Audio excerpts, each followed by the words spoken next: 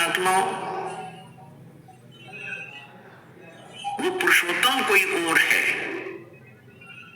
और वो पुरुषोत्तम रहता कहाँ है? वो शाश्वत स्थान में रहता है,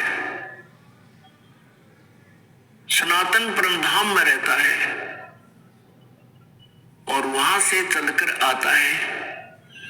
हम सभी आत्माएं उस परम अक्षर ब्रह्म सत्य पुरुष कबीर देव जी की हैं। वो हम सबका पिता है, चींटी से लेकर हाथी, रंग से लेकर राजा तक। लेकिन यह काल ने हमें अपने स्वरूप से ही अपरिचित करा दिया, हमारे वास्तविक ठिकाने से हमें गुमराह कर दिया। यहाँ जन्म मरण का विधान हमें फाइनल बता दिया, अपने आप को इसने निराकार सिद्ध करवा दिया। क्योंकि ऋषि महर्षियों ने परमात्मा पाने की चेष्टाएं की, क्योंकि आत्मा परमात्मा से बिछुड़ने के उपरांत उसी दिन से इसकी खोज में लग गई, क्योंकि आत्मा को परमात्मा के अभाव का बहुत गहरा धक्का लगा। पुण्यात्मा, जब तक आपके घर पे बिजली आई हुई है, बल्ब भी चल रहे हैं, कूलर भी चल रहे हैं, पंखा भी चल रहा है, और भी आवश्यक कार्य आप जो कर रहे हैं वो भी हो रहा है, और जिस समय वो बिजली चली जाती है फिर आपको उसकी आवश्यकता महसूस होती है, उसका अभाव आपको खटकता है, और सारा दिन कट लग जाए तो पसीने छूट जाते हैं। तो ऐसे ही आत्मा को, हम सभी को वहां बहुत सुख था, किसी चीज का कोई अभाव नहीं था। जो ही हम इस काल के साथ यहाँ इसके लोक में आए, हमारा वो लाइट चली गई, परमात्मा से मिलने वाली राहत हमें समाप्त हुई, खत्म हुई, और हमारे जितने इन्वर्टर चार्ज थे जब तक वो चलते रहे तो हम सोचते रहे मौज हो रही है, और जब हमारे इन्वर्टर की बैटरी डिस्चार्ज हो गई फिर हम गधे और कुत्ते सुअर बना दिए गए इस काल के द्वारा, इस काल के लोगों।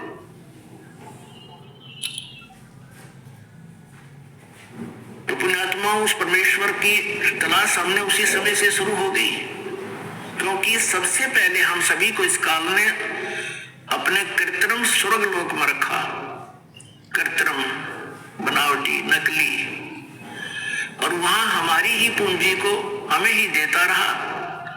एक रेस्टोरेंट बना लिया इसने, हम जो वहां राम नाम की पूंजी लेकर आए थे उस रेस्टोरेंट में इसने हमसे छीन ली, और सुविधाएं जो देता था उसके चार्जिंग शुरू कर दिए, उसके चार्ज हमसे लेने शुरू कर दिए। जब हम कंगाल हो गए, पृथ्वी पर पटक दिए, कुत्ते और गधे सुअर बना दिए, और मनुष्य जीवन, एक मानव जीवन इसलिए हमें देना पड़ रहा है क्योंकि इसको परमात्मा ने एक श्राप लगा दिया।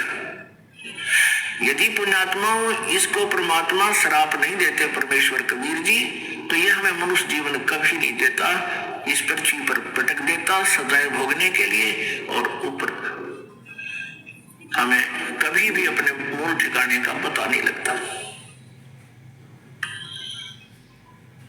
ये रहम किया भगवान ने। तो वो परमात्मा, ऋषि महर्षियों ने परमात्मा के पाने का प्रयत्न किया।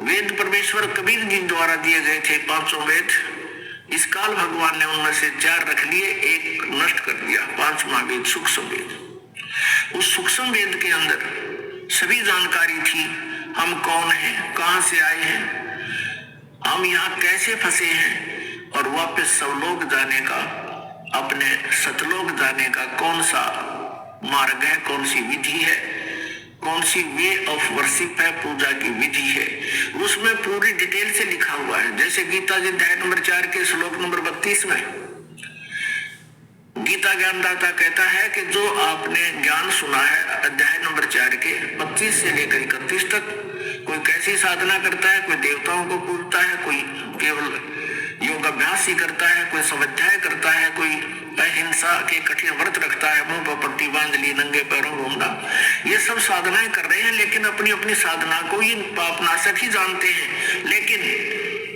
चौथे अध्याय के 32वें श्लोक में कहा है कि वो वास्तविक इन यज्ञों की जानकारी, यज्ञ माने धार्मिक अनुष्ठानों की जानकारी सच्चिदानंद घन ब्रह्म की वाणी में, ब्रह्मणे मुखे, ब्रह्मणे मुखे माने सच्चिदानंद घन ब्रह्म यानी परम अक्षर ब्रह्म की वाणी में विस्तार से कहा गया, उनके जानने से तू सर्वथा कर्म बंधन से मुक्त हो जाएगा। तो वो ज्ञान इस काल ने छुपा दिया और मूर्ख बनाने के लिए कह दिया कि तू किसी संतों से पूछ ले, मैं नहीं जानता।